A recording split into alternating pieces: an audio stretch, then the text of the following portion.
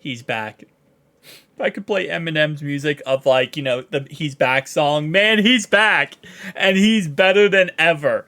Because now Cam Taylor-Britt coming back from IR means he's going to be playing in this upcoming game versus the Chiefs. Not only does he mean he's going to come back and play against the Chiefs, he has not played in 4 weeks at this point. So that means he has fresh legs. He has fresh legs. He's ready to go. He's been honestly ready to go for a week now, but because of how the IR works, you have to be on the IR for 4 weeks if you put on the IR. We thought he was going to be out for longer, but thankfully he wasn't, and now he is back. Now, what does this mean? Well, first off, we don't have to cut anybody, because on Monday, remember that guy we picked up, that rookie defensive tackle for DJ Reader? Yeah, that guy? We already cut him.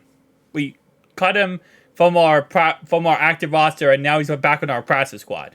So he was on our active roster. We promoted him for last week's game, and then he went back to our practice squad because now we know this guy is back. Cam Taylor-Britt is back, so we need that roster spot for him.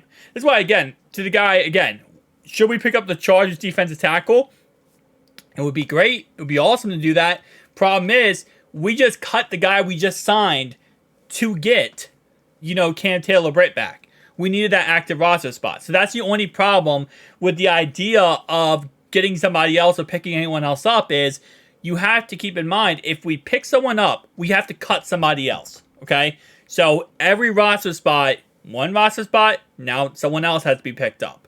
So it is what it is. But again, like I said, Cam Taylor-Britt is back. The team announced that they were designated Cam Taylor-Britt for return from IR. Britt missed the last 5 games with an ankle injury. Okay, I thought it was 4 games. 5 games.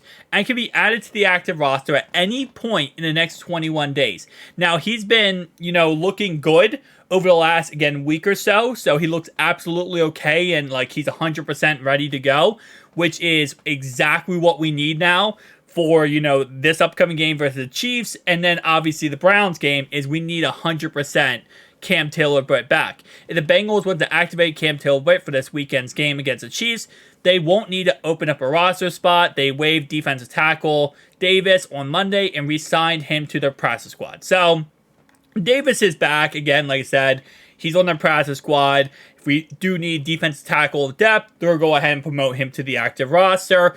But this is way more important to have Cam Taylor-Britt out here than to have Davis, a rookie defensive tackle from the Atlanta Falcons, who we don't know what he's going to give us. We know what Cam Taylor-Britt's going to give us. And again, like I said, this is just insane because if Jamar Chase plays this weekend, we're going to have as fully healthy of a team as we possibly could have. Obviously, no DJ Reader. Obviously, no Poison Ivy. But other than those 2 guys, we're rocking a very healthy team. Obviously, Tyson Anderson, too, is out for the season. But other than that, we're rocking... And Joe Burrow. Okay, listen. For who we could have healthy right now, we're rocking a fully healthy squad. Which is crazy to say that, especially going into this game versus the Kansas City Chiefs.